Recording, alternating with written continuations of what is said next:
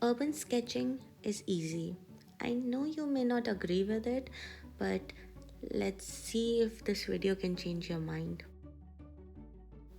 The very first step is to select a reference, and as a beginner, you can always select an easy reference.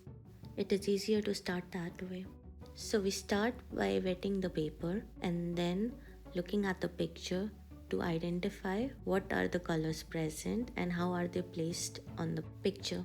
So with this step, you don't have to worry about the shape or the actual structure itself, but you just have to think about all the colors you can see and mix them well on your palette and then go on to place them on the paper.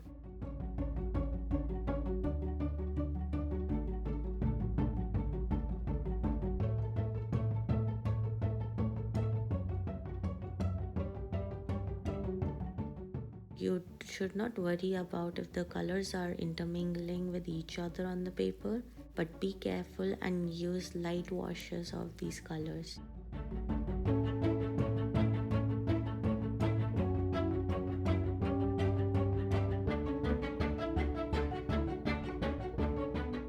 Don't worry, we'll touch up all the colors again when we do another layer of watercolors over it.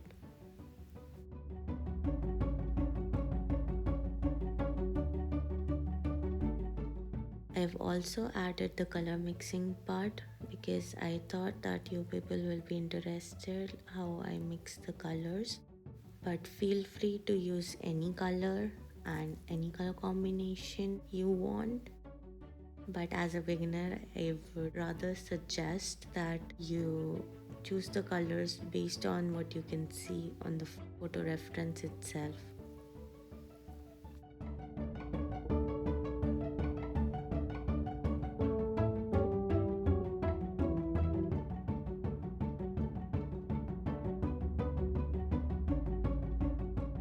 So this technique is not my own creation obviously, but I have learned this while looking at many videos. There are plenty of channels that are dedicated to urban sketching with watercolors. You'll be amazed to see their artwork as well. Basically in this technique you just make a messy little sketch which has a lot of character in it, and you sketch over the colors that you have already placed.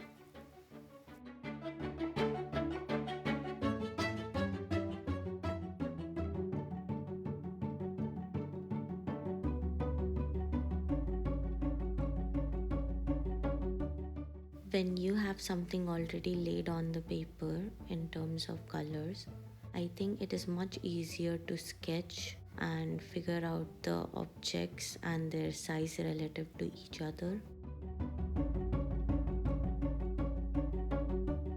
One important major tip is that let the paper dry, let the colors dry before you start using your liner over your freshly painted paper.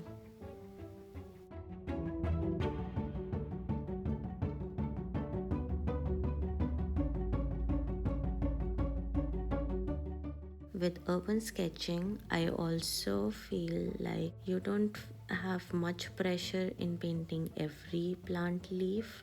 You just have to give a general idea or shape of a plant, and the human eye is well trained enough to identify it as a plant. So you just have to get in some wiggly lines to give a general idea that there is some kind of plant or a bush there.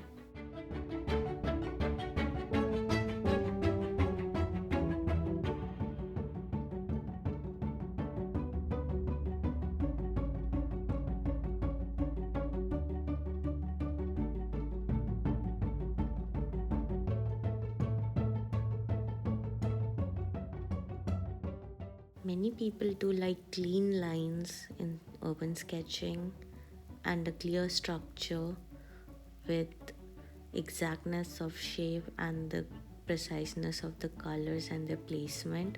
But I think a messy urban sketch has more character in it and it looks lived in.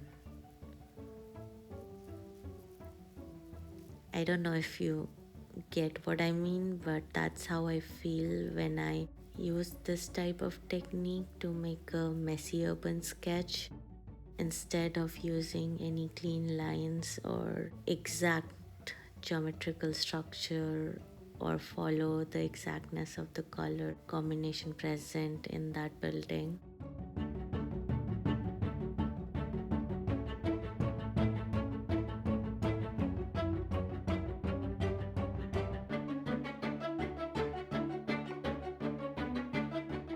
From my urban sketches, I want to highlight the essence of the building that I am painting and how I connect with it. And I really hope that it comes across.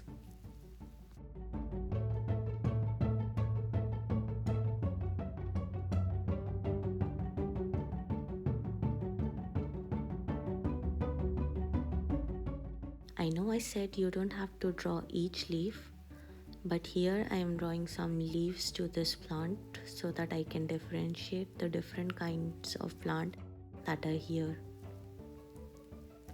So one of the ways you can differentiate between different plants and bushes that you have is by changing the shape of your lines and thickness of the lines also.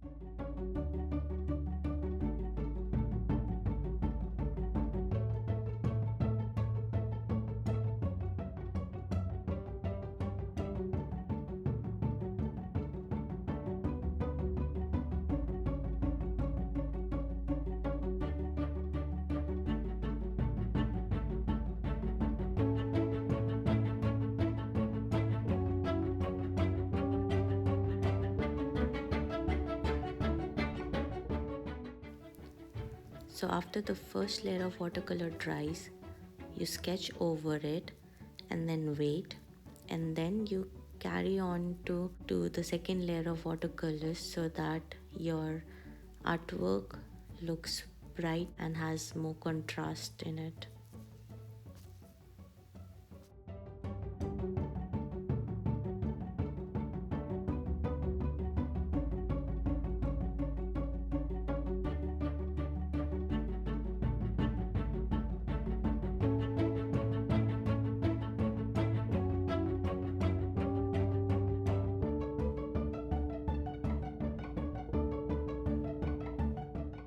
The second layer of watercolor is where you increase the saturation of your artwork.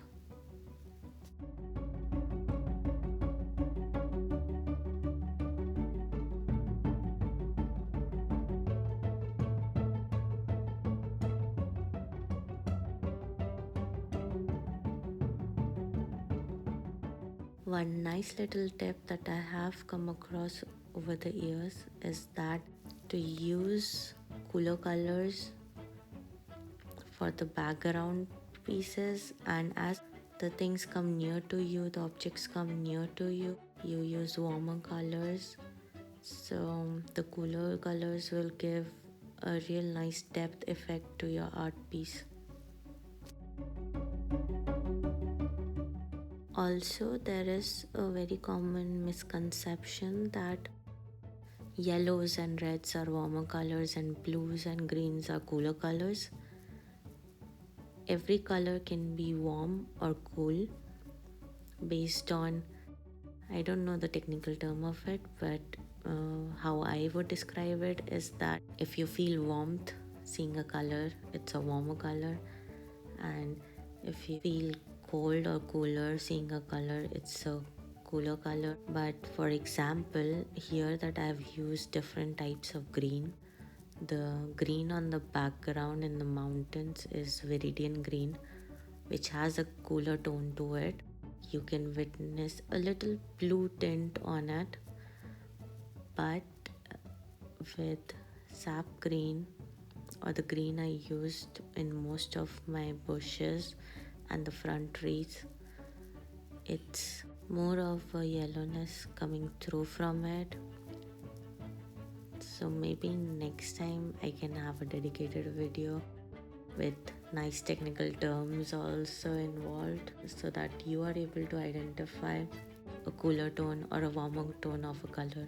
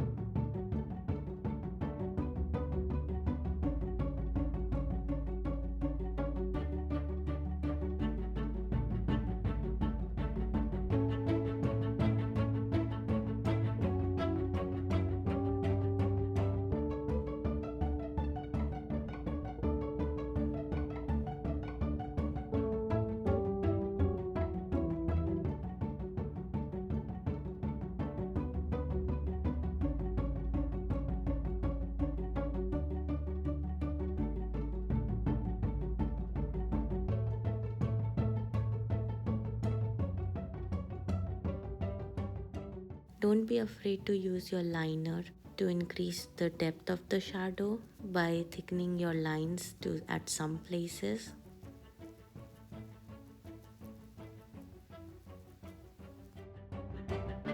The main idea is to create a shadow effect which will give a sense of depth to your sketch.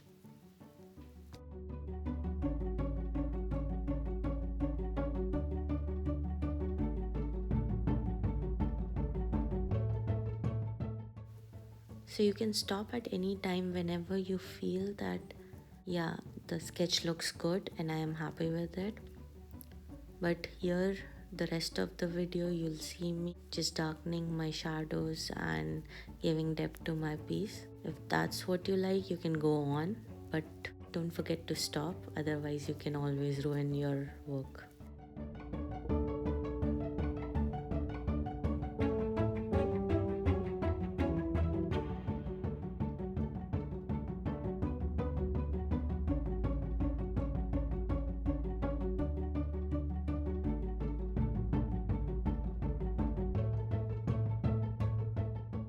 I hope you enjoyed this time-lapse kind of a video and you found my tips helpful. Do give urban sketching a try. Maybe follow this video or maybe some other video, or maybe you can follow your own reference. It's not that hard once you try, and I think once you start urban sketching, you'll fall in love with it, just like I did. See you next time, and happy painting!